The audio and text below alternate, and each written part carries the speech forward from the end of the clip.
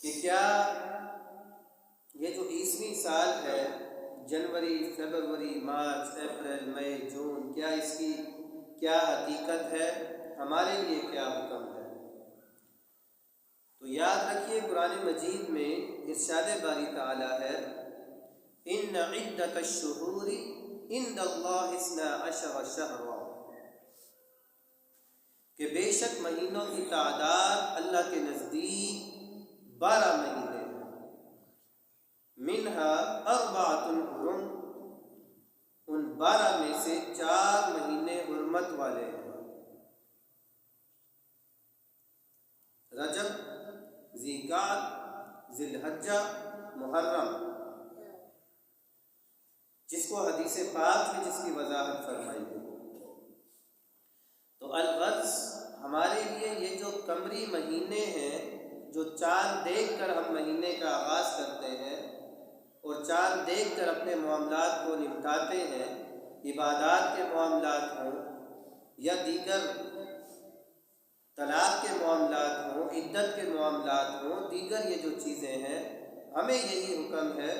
لِتَعْلَمُوا عَدَدَ السِّنِينَ، تاکہ تم ان قمری مہینوں کے ذریعے اپنے سالوں کی جو گنتی ہے اس کو جانو، اس کو شمار کرو۔ تو سب سے پہلی بات تو یہ ذہن نشین رہے کہ ہم عادت ڈالیں، کوشش کریں کہ محرم، صفر، ربیع الاول، ربیع الثانی، یہ جو اسلامی مہینے ہیں یہ ہمیں عطا کیے گئے ہیں، اس میں ہمارے لیے برکت ہے، وگرنہ یہ ینائر، فبرائر، مارچ، ابریل، مایو، یونیو، یولیو، اگستس، یہ جو عربی میں جنوری، فروری ہے، ان مہینوں کی اگر آپ حقیقت کی طرف غور و فکر کریں گے تو یاد رکھیے یہ مہینے بتوں، دیووں، دیوتاؤں اور دیویوں کے نام پہ ان مہینوں کے نام رکھے گئے۔ وہ جو کفار ہیں ان کے کسی معاذ اللہ بت کا نام جنوری تھا تو انہوں نے اس کا نام دے دیا، کسی بت اور دیوی کا نام فروری تھا تو انہوں نے فروری نام رکھ دیا۔ تو یہ جنوری، فروری، مارچ، اپریل، یہ ان کے دیوتاؤں، ان کے جھوٹے معبودوں، ان کے خداؤں اور ان کے بتوں کے نام پہ ان مہینوں کے نام رکھے گئے، جسے آج ہم مسلمانوں نے اپنی زندگی میں عام کیا ہوا ہے، اور اسی چیز کو ہم سمجھتے اور جانتے ہیں، شادی کی تاریخیں طے کرتے ہیں، دیگر معاملات بھی تاریخوں کے مطابق کرتے ہیں۔ تو بہرحال ایک چیز تو یہ سمجھ لینی چاہیے کہ یہ انگریزی جو مہینے ہیں یہ دیوتاؤں اور بتوں کے نام پہ ان کے نام رکھے گئے ہیں، لہذا ہماری یہ کوشش ہونی چاہیے کہ ہم اپنی زندگیوں میں اسلامی مہینوں کو پروان چڑھائیں، انہی تاریخوں کے ساتھ اپنے کاموں کو سر انجام دیں، اسی میں ہمارے لیے برکت ہے۔ اور احادیث میں اور صحابہ کرام ایک دوسرے کو جب کوئی ایسا نیا سال ہوتا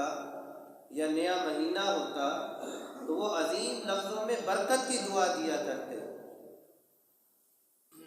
اللہم ادخلہ علینا بالامن والایمان والسلامۃ والاسلام ورضوان من الرحمن وجواز من الشیطان۔ تو اس طرح کی عظیم دعائیں معجم طبرانی کی یہ روایت ہے، یہ ہمیں تعلیم کی گئی۔ پھر جب نیا چاند ہر مہینے ہم دیکھتے ہیں، اللہم احل علیہ بالیمن والسلامۃ، کہ اے اللہ اس نئے چاند کو ہمارے لیے برکت والا بنا دے، سلامتی والا بنا دے،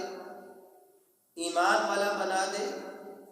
اسلام والا بنا دے، والتوفیق لما تحب وترضى، اور ہمیں ایسے اعمال کرنے کی توفیق عطا فرما اس آنے والے نئے مہینے میں جنہیں تو پسند فرماتا ہے، وترضى، اور جن کاموں سے تو راضی ہوتا ہے۔ تو یہ ہمیں اسلام نے تعلیمات دی ہے۔ تو برکت کی دعا دینا کہ اللہ تعالیٰ تمہیں اس نئے سال میں برکت عطا فرمائے، تو اللہ تعالیٰ جسے نیک اعمال کے سبب برکتیں دینا چاہے تو کوئی اس سے برکت اور رحمت کو دور نہیں کر سکتا، اور اگر بد اعمالیوں کی وجہ سے، بد کرداریوں کی وجہ سے اللہ تعالیٰ پکڑ فرمانا چاہے